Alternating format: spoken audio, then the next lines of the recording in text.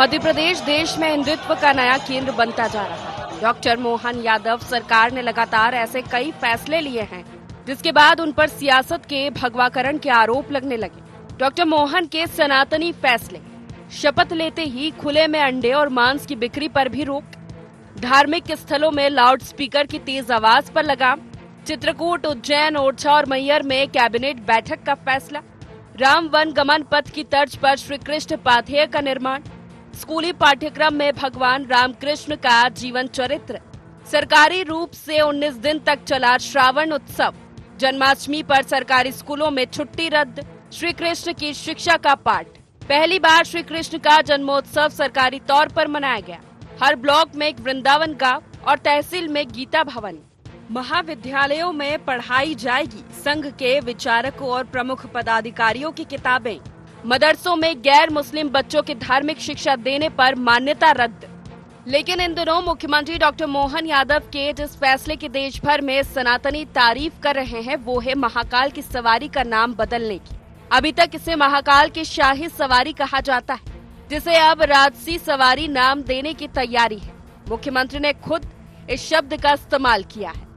आज उज्जैन में बाबा महाकाल की आखिरी राजसी सवारी निकल रही है। लोगों को जो आपत्ति है कि भाई ये जो है मुगल कालीन शब्द है, कहीं ना कहीं इससे ऐसा लगता है कि ये शब्द हटना चाहिए, तो अगर इस पर विचार विमर्श करके अगर संभव हुआ तो करेंगे। मुख्यमंत्री के इस कदम की सराहना सनातन समाज की शीर्ष संस्था अखाड़ा परिषद कर रहा है और वो कुंभ के शाही स्नान का नाम बदलने की मांग उठाने लगा है। देखिए, पेशवाई है, शाही स्नान जो पेशवाई है, उसके लिए जब हम वहाँ बैठेंगे, प्रयागराज में सभी अखाड़े बैठेंगे, बैठ करके उसके लिए चिंतन किया जाएगा। और मैं ये कहना चाहूंगा, जो भी उर्दू शब्द है उनको निकाल करके हिंदी संस्कृत के शब्दों का प्रयोग होगा। इधर विपक्ष यानी कांग्रेस मामला बहुसंख्यक वर्ग की भावनाओं से जुड़ा होने की वजह से इसका खुलकर तो विरोध नहीं कर रही, लेकिन सनातन की आड़ में जनता से जुड़े मूल मुद्दों से मुंह मोड़ने की कोशिश करार दे रही है। पहले बता दें कि शाही शब्द का अर्थ क्या है, उसके बाद बदल दें। फिर एक काम करें, जो मिठाई है शाही टुकड़ा, उसका नाम बदल दें, पनीर का नाम बदल दें शाही पनीर। धीरे धीरे ये शाही स्नान का नाम बदल देंगे। जब इतने नाम बदल रहे हैं और शाह शब्द और शाही शब्द से इतना ऐतराज है, तो अमित शाह के नाम के आगे जो शाह शब्द लगा है इसको भी बदल दो। सीएम साहब कहाँ नाम बदलना चाहते हैं और कहाँ नाम का विस्तार करना चाहते हैं, वो उनका विवेक है। अपराध कितने हैं उस पर उनको ध्यान देना चाहिए। नाम बदलने से उस बेल की असमत बच सकती हो, तो उनकी इच्छा। मध्य प्रदेश में 2 दशक से भाजपा की सरकार है, तो इसके पीछे जन कल्याणकारी योजना, नीतियों, विकास, सुशासन के साथ भाजपा का हिंदुत्ववादी एजेंडा भी है। मौजूदा समय में तो मध्य प्रदेश के CM doctor Mohan Yadav, UP के सीएम योगी आदित्यनाथ और असम के सीएम हेमंत बिस्वा शर्मा की छवि सनातन के ध्वजवाहक की बनती जा रही है। देखना यह है कि शाही सियासत और राजसी राजनीति का भाजपा को क्या फायदा मिलता है और इसके आगे क्या साइड इफेक्ट नजर आते हैं। Bureau report, IND 24।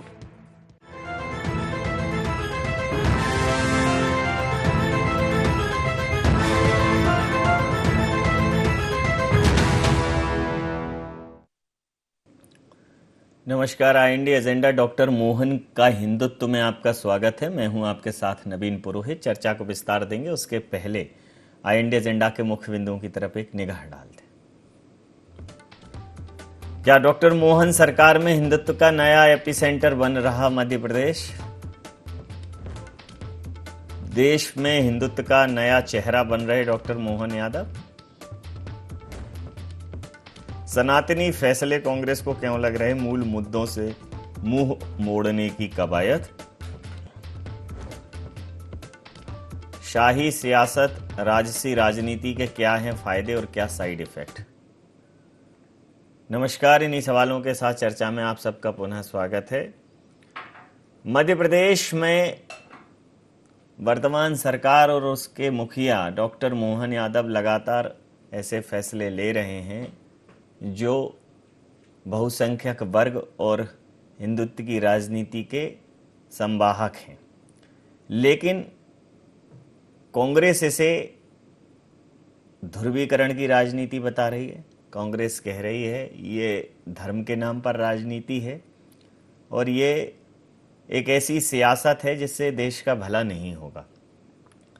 अब बात आई है, पहले कई रेलवे स्टेशनों के नाम बदले, जैसे कि हबीबगंज का रानी कमलापति स्टेशन नाम किया गया, ऐसे प्रयागराज, तमाम अन्य ऐसे स्थान हैं जिनके नाम बदले गए रेलवे स्टेशन के, शहरों के। अब जो परंपराएं हैं जिसमें महाकाल की जो शाही सवारी है उसका नाम बदलने की बात हुई है कि ये जो शब्द हैं ये हमारी गुलामी के प्रतीक हैं और हमें अपने शब्दों का सृजन करना चाहिए। संत समाज ने इसका समर्थन किया है। कांग्रेस कह रही है कि ठीक है, शब्द बदलें, अगर शब्द बदलने से कुछ और बदलता हो तो बिल्कुल बदल दें, लेकिन जब तक वास्तविकता नहीं बदलेगी शब्दों का क्या करेंगे और कितने शब्द बदलेंगे, वो इसे द्वेष की राजनीति करार दे रहे हैं। तो इन्हीं मुद्दों पर करेंगे चर्चा। हमारे साथ चर्चा में शामिल हैं प्रताप भानु शर्मा जी, पूर्व सांसद हैं मध्य प्रदेश कांग्रेस के। नमस्कार। मंजरी जैन, मीडिया वार्ताकार मध्य प्रदेश भारतीय जनता पार्टी के हमारे साथ हैं। रमेश शर्मा जी, वरिष्ठ पत्रकार हमारे साथ हैं। आप समस्त महानुभावों का बहुत बहुत स्वागत है।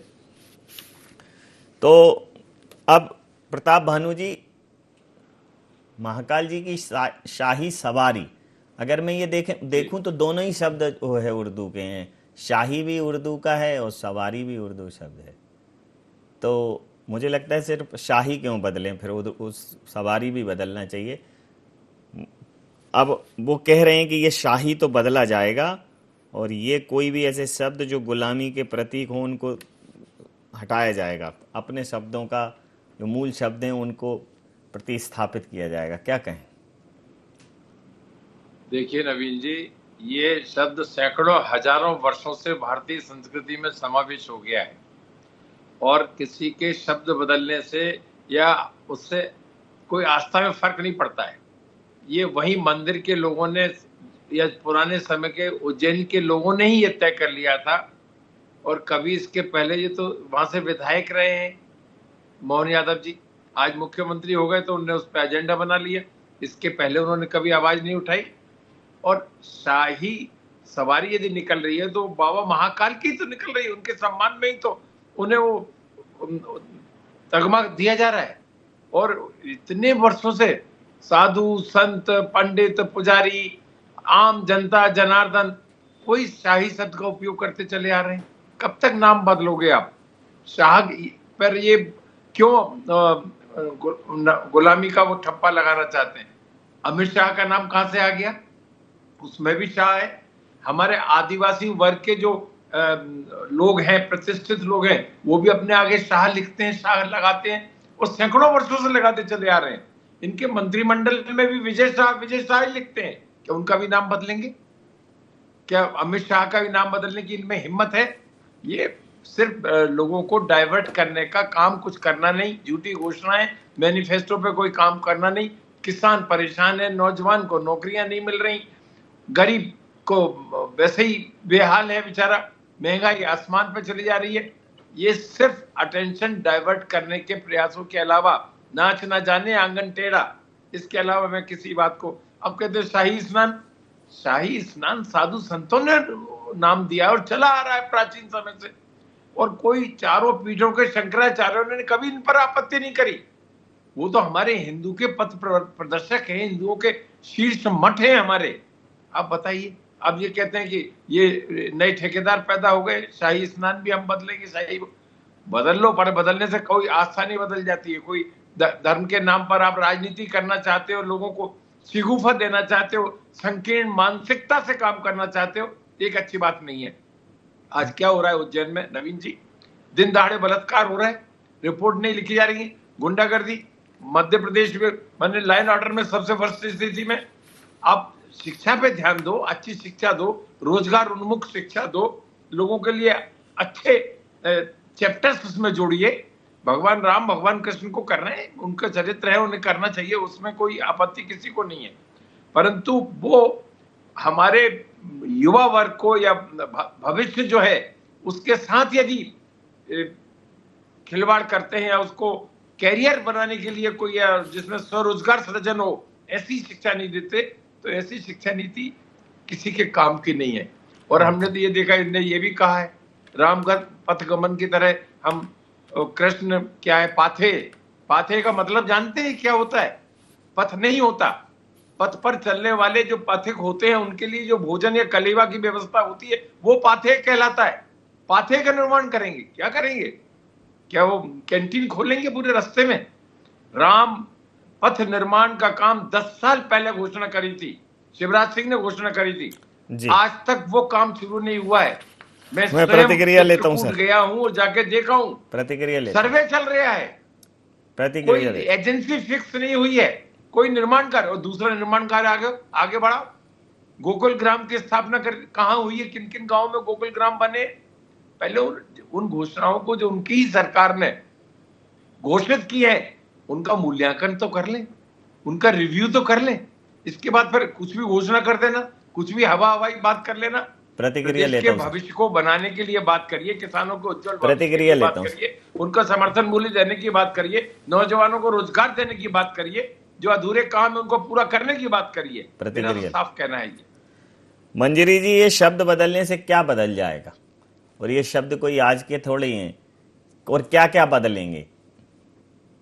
देखिए, जिन शब्दों से हमें गुलामी के प्रतीक माने जाते हैं, हम उनको सबको बदलने का काम भारतीय जनता पार्टी की सरकार कर रही है, क्योंकि हम जो है वो देश की सांस्कृतिक विरासत को सहेजते हुए चल रहे हैं, सभ्यता को सहेजते हुए चल रहे हैं। देश की सांस्कृतिक विरासत को सहेजते हुए विकास के नए आयाम भी गढ़ रहे हैं। जितने आरोप अभी दादा लगा रहे थे, मैं उनको ये बताना चाहती हूँ कि हमने विकास के नए आयाम गढ़े हैं।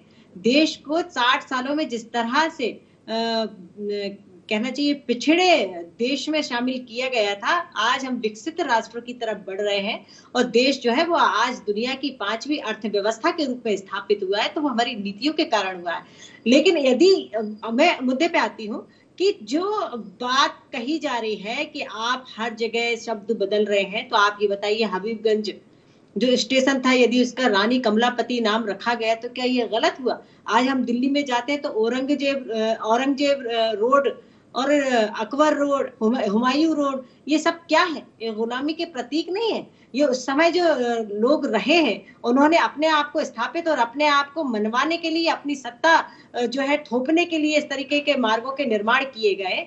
तो निश्चित तौर पर आज भारतीय जनता पार्टी हमारे देश की जो सांस्कृतिक विरासत है उसको सहेजती है। जो हमारे हिंदुत्व का एजेंडा है, हिंदुत्व का एजेंडा क्या है? हिंदुत्व क्या कहता है? हमारा दर्शन क्या कहता है? वसुदेव कुटुंबकम की जो हमारी परिकल्पना है, वो हमारा दर्शन है, वही हमारा हिंदुत्व है। हिंदुत्व कोई किसी संप्रदाय का या किसी वर्ग का विरोध नहीं करता। हमारा हिंदुत्व जो कहता है वो वसुदेव कुटुंबकम की बात करता है कि सारा संसार हमारा परिवार है। किसी भी वही तो मैं कह रहा हूँ, तो उस परिवार में एक शब्द नहीं रख पा रहे हैं अपन। जो गुलामी के प्रतीक है उनको हटाया जा रहा है। हमने किसी संप्रदाय का, किसी धर्म का विरोध नहीं किया है। हम तो सबका सर्वस्पर्शी, लेकिन आपको भारतीय जनता पार्टी की सरकार को 21वां साल है, आपको 21वें साल में याद आई, आपको नहीं लगता कि बहुत देर बाद जागी है गुलामी की नींद से सरकार? देखिए, हमने हर स्तर पर काम किया, हर स्टेज पे काम किया। मध्य प्रदेश बीमारू राज्य हुआ करता था, वहां से चलते चलते आज हम विकसित राज्यों की तरफ आ गए। हमने स्टेप वाइज काम किए हैं। और जो अब देखिए, इसके पहले हमारे मुख्यमंत्री थे शिवराज सिंह चौहान जी, अभी है डॉक्टर मोहन यादव जी।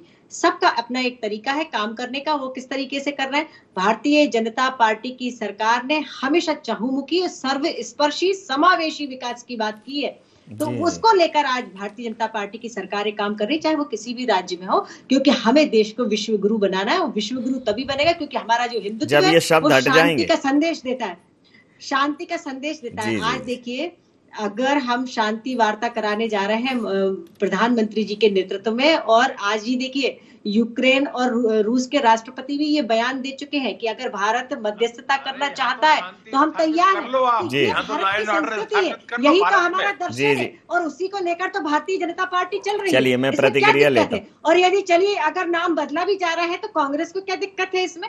मैं प्रतिक्रिया लेता हूँ। सर, ये जो शाही सवारी और ये अन्य तमाम धार्मिक ऐसी मान्यताएं हैं, जैसे जो अगर आप देखें मुस्लिमों के जो ताजिए निकलते हैं, तो ऐसे मतलब 20वें स्थान मेरे नॉलेज में जहां वो ताजिए जो हिंदुओं के घर परिवार हैं या धार्मिक स्थल हैं उन पर रखे जाते हैं, वहाँ से उठते हैं। कई बार तो पता चलता है कि ये फला मंदिर का भी ताजिया जा रहा है या फला परिवार का ताजिया जा रहा है।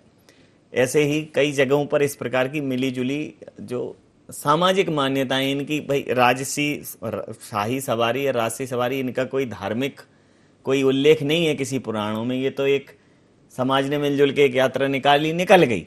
लेकिन जिस प्रकार से ये शब्द पर अब जैसे राजनीति होने लगी, जैसे शाही उर्दू शब्द है, सवारी भी उर्दू शब्द है, फिर पेशवाई तो पेशवाओं की तरफ से होती थी। भाई मंदिर भी उज्जैन में सिंधिया परिवार की उसमें पूजा वगैरह लगती है।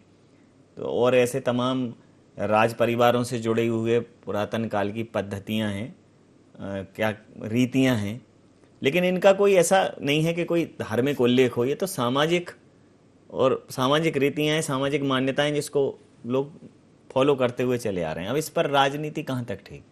देखिए, मोटे तौर पर इसमें तो कोई शक नहीं कि इस पर राजनीति नहीं होनी चाहिए। और चूंकि महाकाल को उज्जैन का राजा माना जाता है, तो उनकी वो वहाँ पर वो सवारी उनकी निकलती है, शोभा यात्रा निकलती है। वो शोभा यात्रा है, समय के साथ उसका नाम सवारी हो गया जी। लेकिन ये जो शाही शब्द है, शाही शब्द को अगर बदल भी दिया तो भी मुझे आपत्ति नहीं, ना भी बदलते तो भी आपत्ति नहीं, क्योंकि शाह शब्द अगर देखेंगे तो संस्कृत में एक धातु होती है सह, उससे ही सहयोग बनता है, उसी से सहाय शब्द बनता है। और उससे ये अवेस्ता में गया, अवेस्ता भाषा थी जो संस्कृत की बेटी मानी जाती है, उसमें ये शब्द शाह हुआ और उससे फिर फारसी में आया, तो फारसी से चल करके फिर ये शाह शब्द हुआ और आया, हमारे यहाँ आया। तो मोटे तौर पर अगर सहाय भी बना रहता तो उसमें कोई दिक्कत नहीं थी। ये संस्कृत के शब्द है। ये अवेस्ता जिसकी बेटियां अरबी और फारसी हैं, वो अवेस्ता संस्कृत की बेटी है। 40 से 50% शब्द अवेस्ता के संस्कृत के जो के तो आपको देखने को मिलेंगे। तो ये सह धातु से बना हुआ शब्द था जो सीटी का शाह हो गया। और शाह शब्द शासक के लिए जब हम भारत में आया, वो इस्लाम से बहुत पहले शकों का आक्रमण हुआ था। शकों ने ईसा से लगभग के आसपास, ईसा से 100 वर्ष पहले से 100 वर्ष बाद तक शकों के आक्रमण हुए और उन्होंने अवंतिका पर, उज्जैन पर अधिकार कर लिया था, जिसको विक्रमादित्य जी ने मुक्त किया। शकों ने विक्रमादित्य के पिता, जिनका नाम भूल गया, उनको पराजित करके युद्ध में वो मारे गए थे। विक्रमादित्य कहीं चले गए थे, फिर वो जब बड़े होकर के आए तो उन्होंने शकों को फिर मथुरा तक भगाया। तो वहां से फिर ये शाह शब्द ज्यादा प्रचलित हुआ। शकों का एक बड़ा वर्ग जो था वो शिव को मानने वाला था, इसलिए उन्होंने महाकाल मंदिर में कोई डिस्टर्ब नहीं किया। बाकी उन्होंने जो आश्रम वगैरह थे उनको बहुत तोड़ फोड़ की, लेकिन महाकाल मंदिर को नहीं किया। तो शक जो थे मूलतः ये इस्लाम से बहुत 500 साल पहले की घटना है, वो शिव को मानने वाले थे। तो शाही शब्द बना भी रहता तो कोई दिक्कत नहीं थी। इसलिए हमारे यहाँ शाह जो सरनेम मिल जाता है वो उसी काल का मिल जाता है, बना भी रहता तो कोई दिक्कत नहीं थी। पाथे पर भी बात आई है कि भाई पाथे मतलब भोजन का रास्ते। देखिए, पाथे भोजन, ये ठीक है कि पाथे का एक शब्द भोजन होता है, लेकिन पाथे का एक अर्थ मार्गदर्शक भी होता है, जिसको अपन माइलस्टोन भी कह सकते हैं। तो वो जो मुझे जो लग रहा है कि मोहन यादव जी जो पाथे बनाना चाह रहे हैं कृष्ण का, तो पर्सनालिटी डेवलपमेंट के लिए विपरीत परिस्थितियों में अपने व्यक्तित्व का निर्माण, परिवार का समन्वय करना, पर्यावरण की सुरक्षा करना और कहीं ना कहीं सामाजिक समरसता, और ये जो फिर अपनी बौद्धिक क्षमता का विकास, ये जो कृष्ण के प्रतीक है। मैं समझता हूँ कृष्ण एक आइडियल मॉडल होना चाहिए युवाओं के लिए। एक उदाहरण देना चाहता हूँ, हालांकि बहुत लंबा विषय है। आप कल्पना कर सकते हैं उस बच्चे का जिसका जन्म जेल में हुआ। आज भी जिस परिस्थिति में अगर बच्चे का जन्म जेल में होता है तो प्रहरी उसको लेकर के अस्पताल जाते हैं, लेकिन वहाँ प्रहरी इस बात के लिए खड़े हुए थे कब बच्चा पैदा हो और उसको हम मारें। तो किस तरीके से टोकरे में विषमताओं के बीच में गया। फिर वो जो गोवर्धन पूजा है, प्रत्येक घर से भोजन आया है 56 प्रकार का। ये ऐसा नहीं है कि कोई प्रताप भानु जी के यहाँ बन गया, मंजरी जी के यहाँ बन गया, ऐसा नहीं, हर घर का भोजन आया। तो सामूहिक समरसता का उदाहरण वो जो 56 प्रकार का भोजन बना। यानी जल संरक्षण का उदाहरण, एक व्यक्ति था जो जल प्रदूषित कर रहा था जमुना जी का, उन्होंने उसको वहां से हटाया। तो नदी का शुद्धिकरण, पर्वत की सुरक्षा आप इसको कह सकते हैं। फिर कुटुंब का, आप कल बलराम उनके सगे भाई नहीं थे, सुभद्रा उनकी सगी बहन नहीं थी, फिर ये पूरे कुटुंब को लेकर के अगर कृष्ण चले हैं तो मैं समझता हूँ। फिर उनकी इंटेलिजेंस आप देखिए, यानी हमारे यहाँ आचार्य, गुरु और सदगुरु ये 3 प्रकार के होते हैं। आचार्य पाठ्यक्रम के आधार पर पढ़ाएगा, गुरु जो है ये केवल संसार के बारे में कहेगा। सदगुरु, तो अर्जुन ने कहा गीता में कि मुझे सदगुरु की भांति उपदेश करिए, तो वो जो एक अच्छे मित्र का भाव है, मित्र को जरूरत पड़ गई तो रथ हाँक रहे हैं उन्हें, वरना सदगुरु की भांति उपदेश भी कर रहे हैं। तो वो जो उनकी पर्सनालिटी है, उस हाइट की पर्सनालिटी है, वो आइडियल बने आज की युवा पीढ़ी के लिए, इसलिए वहां वो पाथेय शब्द है। वो पाथेय शब्द तो ठीक है जी। तो प्रताप भानु जी, चलिए बदल भी जाए तो क्या इतनी आपत्ति, क्या लेना?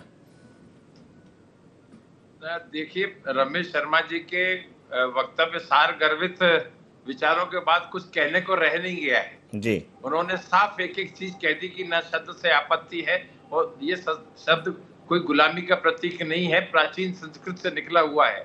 भाजपा अपनी गुलामी की मानसिकता से आज तक बाहर नहीं निकल पाई है। इनको ये मालूम होना चाहिए कि दुनिया की जितनी भी भाषाएं हैं, सबकी जननी भारत की संस्कृत भाषा है। और जैसा रमेश जी ने कहा, हर देश की भाषा में, चाहे उर्दू हो, उर्दू तो हमारे भारत की भाषा है, उर्दू हो, फारसी हो, रशियन हो, अमेरिकन हो, इंग्लिश हो, जर्मनी हो, आप देखिए संस्कृत हमारी कितनी, हम तो जन्मदाता हैं, वसुधैव कुटुंबकम तो कहते हैं, परंतु उसका पालन भी तो करो। सर्वधर्म संभाव हमें वेदों से मिला है, हिंदू संस्कृति का हमारा अंग है। यदि हम जो सर्वधर्म संभाव की विवेचना अभी आपने करी, हमारे रमेश जी ने करी, इसका कोई जवाब नहीं है। हमारा समाज आज संकीर्णता के दायरे में क्यों बनना चाहता है? हम ओछे नजरिए से क्यों सोचना चाहते हैं? हम शब्दों की महत्व को या शब्दों की गहराई को समझे बगैर गुलामी की मानसिकता में क्यों पल रहे हैं आज की तारीख में? या उसमें क्यों खटास डालें? क्यों काम करना नहीं आता? क्यों लक्ष्य भटक गए? लोगों को भ्रमित करना चाहते हैं, जनता जनार्दन का कोई काम नहीं करना चाहते, किसानों की कोई भलाई नहीं, नौजवानों को रोजगार नहीं, महंगाई पे कोई कंट्रोल नहीं। अब क्या करें? कौन से विषय दें? ऐसे डिस्प्यूटेड है या माइंड डाइवर्ट करने वाले विषय मैं सहमत इसलिए नहीं हूं कि रमेश जी ने इतना बेहतरीन कह दिया कि इनके कहने के बाद उस पर टीका टिप्पणी करने का कोई मायने नहीं है जी। उन्होंने बता दिया सब भाषाओं की जननी मंजरी जी संस्कृत भाषा है। मंजरी जी, जब वसुधैव कुटुंबकम है तो फिर क्या है? सब वसुधैव कुटुंबकम माने सारा विश्व एक परिवार, फिर सबको साथ लेके चलने वाली बात है। सबका साथ, सबका विकास, सबकी भाषा, सबके धर्म, सबको लेके चल सकते हैं। क्या है? सबको लेकर चल रहे हैं ना। जैसे कि आपने ताजिए की बात की थी, तो मैं आपको बताना चाहती हूँ कि विदिशा में जो शाही सवारी उठती है वो एक हिंदू के घर से उठती है, तो ये एक समरसता का प्रतीक है। लेकिन जिस नवीन जी में ये बात बहुत ही अंडरलाइन करके बोल रही हूँ कि जिस देश की सभ्यता या संस्कृति विलुप्त हो जाती है, हम उसका सम्मान नहीं करते, उसको सहेज कर नहीं रखते, वो देश भी खत्म हो जाता है। तो हमें इस बात का भी ध्यान रखना पड़ेगा कि हमारे देश की सभ्यता संस्कृति क्या है, उसको सहेजना हम सब का फर्ज है और कर्तव्य है और जिम्मेदारी है। दूसरी बात, आपने दादा बोल रहे थे कि उर्दू भी भारत की भाषा है, तो मैं दादा की इस बात से इत्तेफाक इसलिए नहीं रखती कि हमारे भारत की जो भाषा है वो संस्कृत और प्राकृत भाषा है, उसके बाद हिंदी है। तो ये हमारी 3 भाषाएं हैं। उर्दू तो आयतित भाषा है, हमें तो हमारी संस्कृति को और हमारी विरासत को सहेज कर रखना है। लेकिन किसी धर्म की, किसी संप्रदाय की, किसी भाषा की हमने कभी भी अवहेलना नहीं की और ना ही करेंगे। सबका सम्मान करते हैं, क्योंकि हमारा हिंदुत्व का जो दर्शन है वो धर्म निरपेक्ष है। हम सब धर्मों का सम्मान करते हैं और सबको साथ लेकर ही भारत का विकास करने जा रहे हैं। भारत को विश्व गुरु बनाने की जो हमारा लक्ष्य है वो हम कर रहे हैं। अंतिम प्रतिक्रिया के साथ चर्चा समाप्त करूंगा। मुझे लगता है कि सरकार के पास और भी बहुत महत्वपूर्ण मुद्दे हैं, सरकार को उन सब की तरफ ध्यान देना चाहिए। फिर क्या होता है, इसमें तमाम अखाड़े, तमाम मठ महंत कूद पड़ते हैं, अनावश्यक एक बहस जन्म ले लेती है। सरकार को गांव गरीब किसान की चिंता करनी चाहिए, बाकी चिंताएं अपने आप हो जाती हैं, समाज खुद कर लेता है। कुछ मुझे लगता है धर्म एक ऐसा विषय है, इसको समाज पे छोड़ना चाहिए। आजकल धर्म का जब से राजनीतिकरण हुआ है, बाबा भी जो है वो प्रायोजित टाइप के हो गए। अब कलयुग में तो लिखा था उन्होंने कि कलयुग की व्याख्या करते हुए कहा है तुलसीदास जी ने कि जो बड़े बड़े धाम बनाएंगे, बहुदाम सवारें धाम जति, विषया हरलीन रही वृत्ति, कलि कौतुक तात न जात कही। कि बहुत दाम कमा के धाम बनेंगे और विषय वृत्ति उनकी जो है वैराग्य वृत्ति, विषय विकार हर लेंगे, और कहोगे कलयुग की महिमा तो बहुत ही कौतुकी होगी, कह नहीं पाएंगे। तो वो तो बहुत पहले कह गए कि बहुदाम समारें धाम जति, तो बाबा बहुधाम मतलब बहुत पैसे कमाएंगे और धाम बनाएंगे, तो बन रहे हैं। ये तो तुलसीदास जी ने कह दिया था, पढ़ी नहीं रामायण लोगों ने, एक अलग बात है। तो मुझे लगता है कि धर्म सहज होना चाहिए, धर्म वैराग्य की ओर ले जाने वाला होना चाहिए, धर्म संतोष वाला होना चाहिए। अब धर्म का प्रदर्शन अभी आप देखो, ये अभी गणेश उत्सव हो रहे हैं, आप उनकी अगर लिस्ट उठा के देख लो तो कहीं हाउजी होगा, कहीं तंबोला होगा, अंताक्षरी होगी, फिल्मी गाने होंगे, डांस होगा, फैशन शो होगा, खाने पीने का भी होगा। कहीं गणेश जी से रिलेटेड कुछ हो जाए तो जो कहो सो करने वाली बात है। एक आध किसी पंडाल में हो जाए तो बहुत बड़ी बात है। तो अभी जो धर्म की जो दुर्गति हो रही है मनोरंजन के नाम पर, सर्वत वर्जित, अति जो है, अतिरेक जहां भी होगा वो आपको हानि करेगा। हमको इतिहास से सबक लेना चाहिए। भारत अगर सोने की चिड़िया था और धर्म गुरु था तो संपन्नता के साथ चोर लुटेरे डाकू बढ़ते हैं, लेकिन उस समय पूरा समाज धर्म में डूब गया, सुरक्षा के उतने प्रबंध नहीं हुए। आज समाज में जागृति की आवश्यकता है और शिक्षा में एक आमूल परिवर्तन की आवश्यकता है। वो जो एक निर्णय का मैं तो ये प्रशंसा करूंगा कि उन्होंने जो भारतीय प्रतीक है उनके गौरव में कथाएं आई, लेकिन इसके साथ शिक्षा में ये होना चाहिए आत्मनिर्भरता, बच्चा कैसे बने। नौकरियां अब आगे आने वाली मिलने वाली नहीं है, तो आप अपने पैरों पर खड़े होकर के स्वरोजगार आप कैसे कमा सकते हैं। इन दोनों अहिल्याबाई की 300वीं वर्ष उनकी जन्म शताब्दी मनाई जा रही है, तो अहिल्याबाई का जो सबसे बड़ा संदेश था आत्मनिर्भर बनाने का, मैं समझता हूं इस तरफ सरकार को थोड़ा सा ध्यान देना चाहिए। स्कूल की कॉलेज की पढ़ाई पहली क्लास है। आप मुझे बताइए, एक प्रश्न मैं आपसे पूछता हूं, फैशन में इतने बड़े बड़े स्कूल खुल गए हैं कि 1-1 लाख 1.5 लाख की फीस, उसके बाद भी अगर ट्यूशन की जरूरत पड़ रही, कोचिंग की जरूरत पड़ रही, तो उतनी महंगी फीस देने का फायदा क्या है। तो कहने का अर्थ जो है, स्कूलों की शिक्षालयों की गरिमा बढ़े और उसमें बच्चे को आत्मनिर्भरता, अपने रोजगार खुद तलाश है। ये जो अंग्रेज बना गए कि डिग्री लो और नौकर बनो, तो वो जो नौकर बनाने का सिस्टम था, इसमें कहीं ना कहीं बदलाव होना चाहिए। नहीं, अंग्रेज यहीं बना गए, उनके यहाँ के विश्वविद्यालय में तो जो यहाँ से जो बाहर पढ़ के जाते हैं, मुझे पढ़ने जाते हैं जो लोग हार्वर्ड वगैरह में, मुझे नहीं लगता कि लौट के आके नौकरी करते हैं। उदाहरण छोटा सा देना चाहता हूँ, हमारे प्रताप भानु जी साथ में है, इंजीनियर आदमी है, इंजीनियर बनकर के अगर सरकारी नौकरी को जाते तो कुछ कर लेते क्या। आत्मनिर्भर बने, एक फैक्ट्री डाली, राजनीति में आए तो लोगों को रोजगार दे रहे हैं, पीढ़ी का निर्माण कर रहे हैं। तो ये जो भाव आना चाहिए, इनके परिवार की पृष्ठभूमि से आए, तो ये कहीं ना कहीं आज वातावरण बनना चाहिए नई पीढ़ी में आने के लिए, वो आगे बढ़े, आत्मनिर्भर बने। सरकार को इस तरफ ध्यान ज्यादा देना चाहिए। धर्म अगर अतिरेक में हो जाएगा तो समाज को नुकसान करेगा। समय सीमा के चलते मैं ये चर्चा यहाँ समाप्त करूंगा। आप समस्त महानुभावों का बहुत बहुत धन्यवाद, बहुत बहुत आभार। तो मध्य प्रदेश में अब शाही सवारी का नाम बदला जाएगा और भी अन्य ऐसे शब्द जो दूसरी भाषाओं के हैं और जो हमारी सनातन संस्कृति में, सनातन संस्कृति की धार्मिक परंपराओं में उपयोग हो रहे हैं, उनको भी बदला जाएगा। जैसे शाही स्नान है। फिर भी मैं ये कहूँगा, हालांकि उर्दू है, कि हम रूहे सफ़र हैं, हमें नामों से ना पहचानो, कल और किसी नाम से हम आ जाएंगे हम लोग। फूल हैं, कांटा है तो किसी को दर्दो चुभन देंगे, और फूल हैं तो खुशबू से महकाएंगे हम लोग। तो प्रवृत्ति बदलने के लिए प्रकृति बदलने की ज़रूरत है। प्रकृति बदलिए, नाम बदलने से कुछ होगा नहीं। और गुलाब का नाम अगर आप सुलाब रख दोगे तो भी वो खुशबू तो वही देगा, तो कोई फर्क नहीं पड़ने वाला इस तरह से। हालांकि राजनीति में जब ये आ जाएगा, धर्म तो जिस तरह से खींचतानी हो रही है वो धर्म के लिए भी ठीक नहीं है। आई एजेंडा में इतनी, आप बने रहिए आई न्यूज़ 24 के साथ और देखते रहिए आई न्यूज़ 24। नमस्कार।